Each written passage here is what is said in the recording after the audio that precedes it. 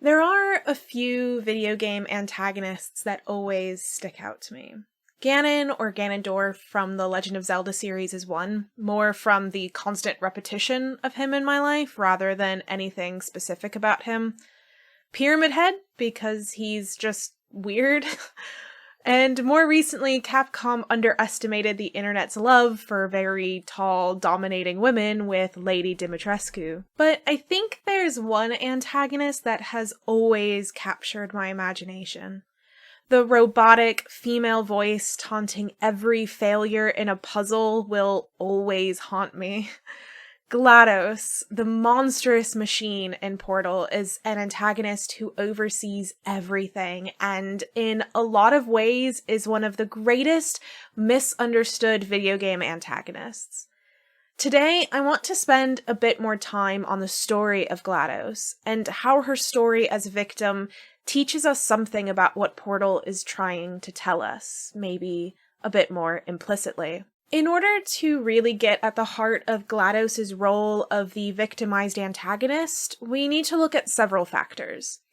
In a different video, I talked about how the mythic story of a game is divided on a graphic spectrum of two types of mythic narratives, the implicit and the explicit.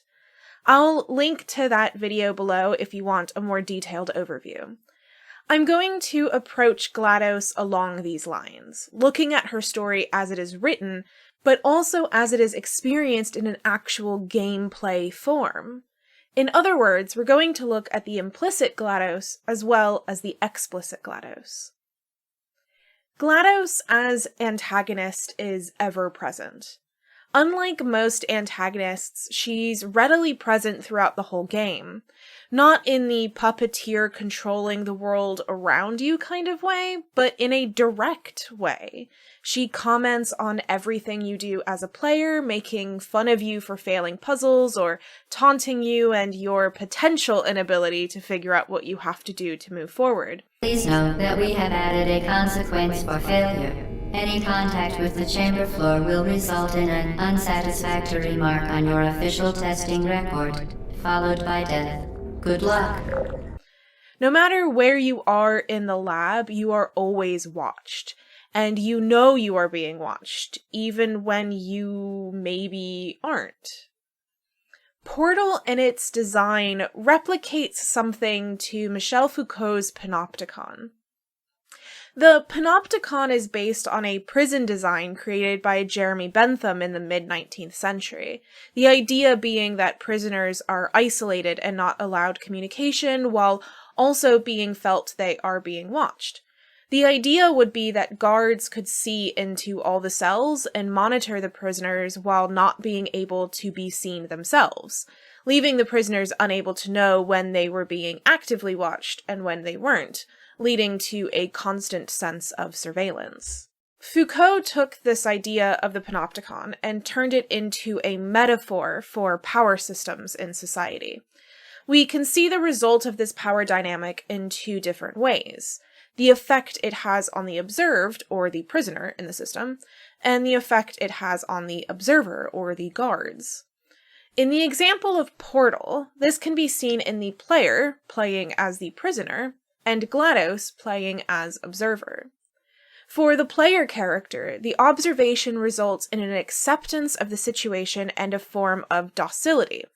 The constant surveillance becomes normalized, and the resultant behavior is not because the surveillance is present all the time, but because the society under that surveillance internalizes the potential of the discipline. But let's talk more about the result on GLaDOS, as we do care a little bit more about her today than our player character shall. The Panopticon metaphor is built on a particular idea of power and power dynamics. The power in the Panopticon comes from knowledge, and that knowledge comes from the observation itself. And the observation provides more power. It's an endless cycle. As Foucault says, quote, "By being combined and generalized, they attained a level at which the formation of knowledge and the increase in power regularly reinforce one another in a circular process." End quote. Whether or not you agree with Foucault, and to be honest, I'm really unsure if I do, There is definitely something akin to this in Portal. GLaDOS is the constantly observing antagonist whose power grows from their constant presence watching your every move. Sometimes, though, we're not sure if she's paying attention, but we are always acting as if she is. So, after having thought about a little bit of the philosophy behind GLaDOS, now let's look at GLaDOS's physical design in the game. Like most parts of video game design and creation, GLaDOS's design went through several different forms. One of the earlier designs was an upside-down version of Botticelli's The Birth of the Venus, which, I guess that's a thing that could have happened. I think it's important to note that in all of these early versions, GLaDOS was always conceived of as female. The Birth of the Venus example shows that the designers were always wanting to think of GLaDOS as a woman, and they were clearly trying to figure out how to conceive of female and robot without just making a walking android with metal boobs.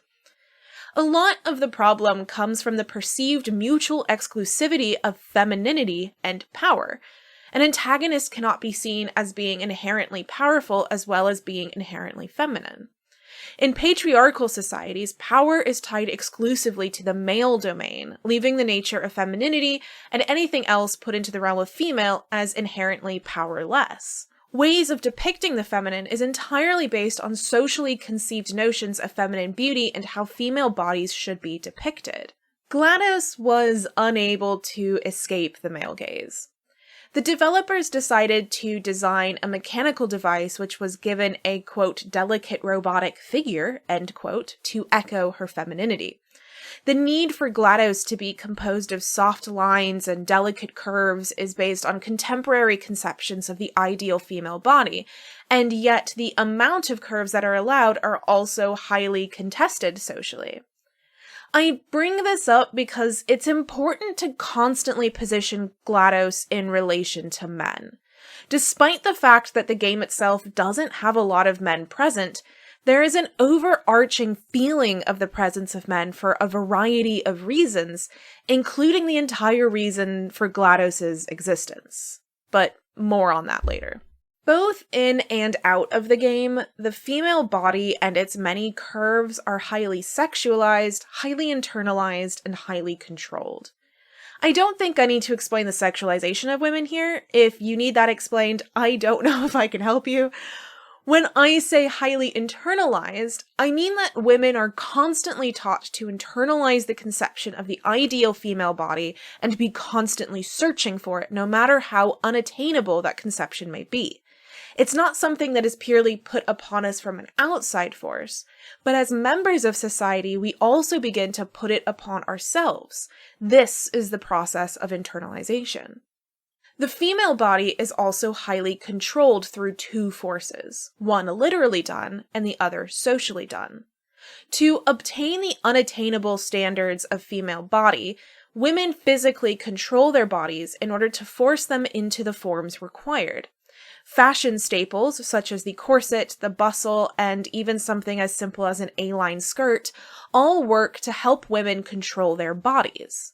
Flesh that was out of line needed to be tied back into shape. The female body needs to be curvy, but also needs to be tight and contained, a contradiction in physical body forms that only helps to illustrate how unattainable we're talking when I talk about female bodies. The physical control of the body through the nature of things like corsets is often due to the social control and the physical manifestation of it. Society has already determined which bodies are considered feminine, and anything outside of that gets left behind. This is why there's issues of fat phobia, as well as distaste for women's bodies which are heavily muscled, just to name two examples of bodies which don't fit. So, basically, GLaDOS's body needed to be curvy and tight and contained to be feminine. But these conceptions of the female body work directly against social views of power, which are often conceived as primarily masculine. The robotic nature of GLaDOS is where the more masculine power comes in, and the character was positioned in the hanging, shifting form we see as a way of conveying the femininity. The difficulty in the conception of conveying both power and femininity being paired together, particularly on how this is reflected in the design of GLaDOS, needs to be seen in the light of the backstory to GLaDOS. GLaDOS was built by Aperture Science Laboratories CEO Cave Johnson, who had hoped to eventually upload human consciousness into a machine. His assistant, Caroline, was highly intelligent and worked well alongside him. Caroline is described as beautiful and fully feminine, but also incredibly smart. Cave Johnson describes her as the, quote, backbone of the facility, end quote. In the same statement, Johnson says, "Sorry, fellas, she's married to science." She's the backbone of this facility. Pretty as a postcard, too. Sorry, fellas, she's married to science. While this statement may at first seem to help show Caroline as an intelligent and strong woman, it ultimately ties her to the need to be controlled in some form, and her uncontrolled status positions her as a dangerous woman. The story of GLaDOS is that Caroline's consciousness was put into the machine, and this was, most likely, done against her will. In one of the unused audio files, you hear Caroline being scared and saying, "I don't want this." Mr. Johnson, I don't want this. I don't want this. Obviously, this brings up questions on what exactly was being done to her. There was a rumor for a bit that the voice actor of Cave Johnson, J.K. Simmons, refused to record the second half of that audio because he felt it was a rape scene. To my knowledge, Simmons never said one way or the other on the subject, but one of the writers for Portal, Eric Wolpaw, addressed the rumor in an interview with GameSpot. Wolpaw said it was, quote, insane that anyone would think they wrote a rape scene into Portal 2. So let's look into it then. The story sets up the fact that Caroline was somewhere between resistant and firmly against her consciousness being put into the robot that became GLaDOS. Despite her own wishes on the matter, Cave Johnson insisted she would be placed within GLaDOS regardless. In one voice memo, Johnson states that Caroline will be his successor, that she won't want that, but that they should force her to do it anyway. And I'm going to say it on tape so everybody hears it 100 times a day. If I die before you people can pour me into a computer, I want Carolyn to run this place. Now she'll argue. She'll say she can't. She's modest like that, but you make her. This order resulted in her consciousness being put into GLaDOS. The unused audio of her resistance could well be this act, the forcing of her consciousness out of her body and into the machine. But this means that her body was forcibly taken from her. Her body was removed from her own control through forces outside of her and against her own wishes. It's a direct assault on her being, her sense of self, and her relationship to her body. All of this is done without her consent. In most definitions, this is rape.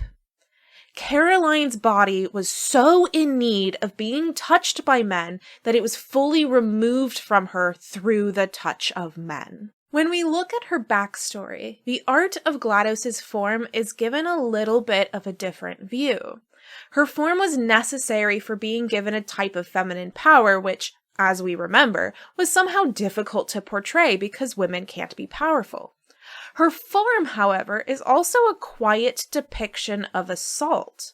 The developers specifically mentioned the birth of the Venus as an inspiration point, but the Gamism blog saw how the model of GLaDOS looked like a woman hanging upside down in bondage.